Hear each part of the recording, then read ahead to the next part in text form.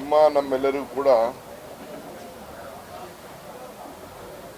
ರಾಜ್ಯ ಮತ್ತು ರಾಷ್ಟ್ರ ಮಟ್ಟದ ಒಬ್ಬ ಧೀಮಂತ ಹೊಸ ಕರ್ನಾಟಕ ನಿರ್ಮಾಣದ ಒಬ್ಬ ಧೀಮಂತ ಹಿರಿಯ ನಾಯಕರನ್ನ ನಾವು ಕಳ್ಕೊಂಡಿದ್ದೇವೆ. ಆಧುನಿಕ ಭಾರತದ ಆಧುನಿಕ ಕರ್ನಾಟಕದ ಮಹಾಶಿಲ್ಪಿ, ಕರ್ನಾಟಕವನ್ನ ಜಾಗೃತಿ ಮಟ್ಟಕ್ಕೆ ತೆಗೆದುಕೊಂಡು ಹೋದಂಥ ಒಬ್ಬ ನಾಯಕ. ನಮ್ಮ ಕುಟುಂಬದ ಸದಸ್ಯರು ಆಗಿರ್ಬೋದು, ಆದರೆ ಒಬ್ಬ ರಾಷ್ಟ್ರ ಮತ್ತು ನಮ್ಮ ರಾಜ್ಯಕ್ಕೆ ಅವರ ಕೊಡುಗೆ ಬಹುಶಃ 4 ಮನೆಯಲ್ಲೂ ಕೂಡ, ವಿಧಾನಸಭೆ, ವಿಧಾನ ಪರಿಷತ್, ರಾಜ್ಯಸಭೆ, ಲೋಕಸಭೆ, ಕೇಂದ್ರದ ಮಂತ್ರಿ ಮತ್ತು ಗವರ್ನರು, ಸ್ಪೀಕರು ಎಲ್ಲ ಕೂಡ, ವಿರೋಧ ಪಕ್ಷದ ನಾಯಕ ಎಲ್ಲ ಸ್ಥಾನವನ್ನು ಕೂಡ ಅಲಂಕರಿಸಿದಂಥ ಒಬ್ಬ ಹಿರಿಯ ನಾಯಕ. 1962ರಿಂದ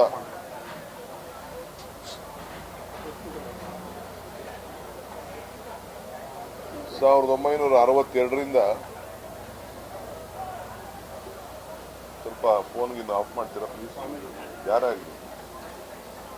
1962ರಿಂದ ಶಾಸಕರಾಗಿ ಆಯ್ಕೆಯಾಗಿ ಎಲ್ಲ ಸ್ಥಾನಗಳನ್ನು ಅಲಂಕರಿಸಿ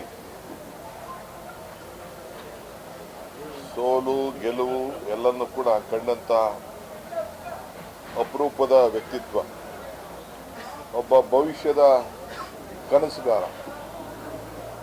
ಕರ್ನಾಟಕಕ್ಕೆ ಅವ್ರದ್ದೇ ಆದಂಥ ಕೊಡುಗೆ ನಾನೇನು ಹೆಚ್ಚಿಗೆ ಹೇಳಬೇಕಾಗಿಲ್ಲ, ತಾವೇ ತಮ್ಮ ಚಿತ್ರದಲ್ಲಿ ತಾವೆಲ್ಲ ವರ್ಣಿಸ್ತಾ ಇದ್ದೀರಿ.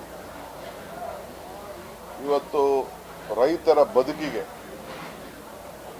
ಅಮೆರಿಕಾದಲ್ಲಿ ಅವರು ಓದಿದ್ರು ಕೂಡ ಇಲ್ಲಿ ಬಂದು ರೇಣುಕಾಚಾರ್ಯ ಕಾಲೇಜಲ್ಲಿ ಅವರು ಪ್ರವಚನ ಏನು ಒಂದು ಲೆಕ್ಚರ್ ಕೂಡ ಮಾಡೋಂಥ ಒಂದು ಹವ್ಯಾಸವನ್ನು ಇಟ್ಕೊಂಡು ಲಾಯರ್ ಆಗಿದ್ಕೊಂಡು ಕೆನಡಿ ಚುನಾವಣೆಯಲ್ಲಿ ಅವರು ಪಾಲ್ಗೊಂಡದ್ದು ಅನ್ನೋದು ಇತಿಹಾಸನ ಯಾರು ಕೂಡ ತಳ್ಳಾಕಲಿಕ್ಕೆ ಸಾಧ್ಯ ಇಲ್ಲ. ವಿದೇಶಾಂಗ ಸಚಿವರು, ಕರ್ನಾಟಕ ರಾಜ್ಯದ ಮುಖ್ಯಮಂತ್ರಿ, ಮಹಾರಾಷ್ಟ್ರದ ಗವರ್ನರ್, ಇವು 3 ಬಹಳ ಎತ್ತರಕ್ಕೆ ತೆಗೆದುಕೊಂಡು ಹೋದ್ದು.